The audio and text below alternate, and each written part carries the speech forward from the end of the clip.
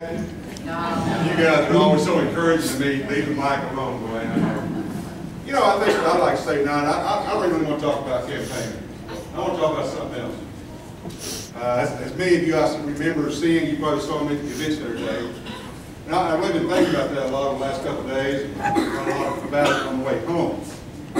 And here's some of my conclusion. And this is not the end of the story, it's just a conclusion of what I've seen over the past few days. Many of you may or may not know, I'm also a certified court mediator.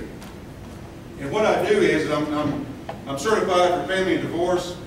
I'm also certified for small claims.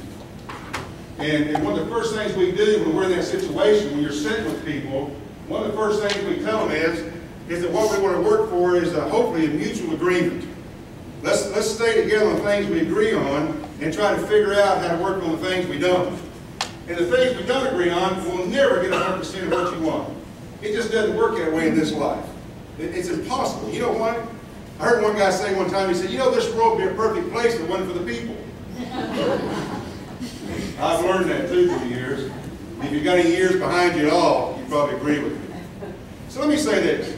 First of all, I'm encouraged. I remember, Gary, I guess it's been almost 4 years ago now, when I first sat down with you and I talked about running for House, and I don't know, the meetings were probably, you know, I hope I'm not degrading this, but we're probably shaky. There just wasn't much going on. But you know, when I look out here today, I can tell you right now, having covered many counties in District 2, you would qualify tonight as probably one of the largest county meetings. I can tell you from experience. Most of them, even your bigger towns, are not even as big as this. And so, Gary, I'm encouraged. I mean, I know what it's like. When we first came, the first one I came to was about 6 or 7 people, and it's certainly grown. So I say all that to say this: there's a reason that we're here, and I've been, and I don't, you know, if there's a white elephant in the room, I like to identify it.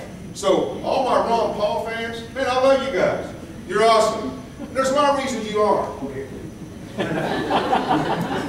You said that in the front, brother. I was in the back and heard that. But I say that to say this. This is one of the things I was thinking about coming home. Yeah, there was a lot of things that didn't go right and wasn't done right. I understand all that. And I understand. But what I'm after is long term. The problems we have in front of us as a nation is not going to be solved in one election. It's just not going to happen. Now, does that mean we don't fight for what we need to do in this election? No, not at all. But what we do need to do is come together, because, gosh dog, there's so many things we agree on. All the things Mike mentioned, awesome. I mean, we're all for that. What we have to figure out is how can we unite our strengths and come together to accomplish what we need to and what it's going to take to get this country back to that Constitution, to those biblical principles made us strong. How are we going to do that? And we talked about, you know, Mike mentioned, I've heard some mentioned before, some things I've mentioned before, and this is what I say. We're going to have to change the way we look at elections in the future. And quite honestly, that's one of the things I'm out to do. I want to change the way we think on how we elect people. Because listen, I've said at every group meeting I've been to, folks, it's not that we're not sending good people. It has nothing to do with the people. These men that we're running for saying good men, it has nothing to do with the men. But we're going to figure out how do we come about electing people? How do we find out and make sure that we do our best to know that we don't get off on something once we get there? Why do we send good people and this happens? We ask that all the time. I've heard that for decades. I don't know all the answers. I just know we need to change something. I told a group the other day, I said, listen, I really believe.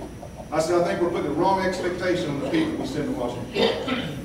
We ask them all you're going to do and all these things. And quite honestly, to me, it's just all a bunch of politics. Because not one of us can go up there and get it done. You can't do that. It's impossible. You can lay out all kinds of fandioso and great plans. There's not one of them going to walk up there and get Congress to vote it through. It's not going to happen. That's not the way it works. And so, well, how do we do that? We've got to change the way we go about it. We're going to change the way we attack these problems. But I know this for sure. Let me bring it back around. Let's bring that horse back home. But I know this for sure. We're not going to do it divided. United, we stand. Divided, we fall. Okay, that was encouraging. United, we stand. Divided, quorum up. United we stand. Divided we fall. Cannot be divided anymore. Now, folks, listen, I am sick and tired of our national leadership. They are, and we're not going to throw any rocks. I don't care about party. I don't care about name. When you start dividing the American people on the number of issues that they divide us on, I've had enough. Yeah. Folks, I'm a pastor. If you think a pastor can't do the job, you better go drink some different coffee or something. But I'm going to tell you this. Well, of course, I believe it's going to take a pastor to get it at least going in the right direction. But even more so, a pastor is a uniter. I don't care what side of the bench you're on. Anyone in this room that thinks you're going to have a room who will agree with you 100%, go back to the other coffee. You're drinking the wrong stuff. It's not going to happen, folks. So let's unite on what we can. Folks, the number of pulpits I've been in, I never expect every person there to believe exactly what I'm teaching. I don't expect that. That's not realistic. It's just not realistic. So let's unite together. Because this right here, this force right here, I'm telling you, can do some real damage against all the nonsense that's going on. God bless you. Thank you for your time.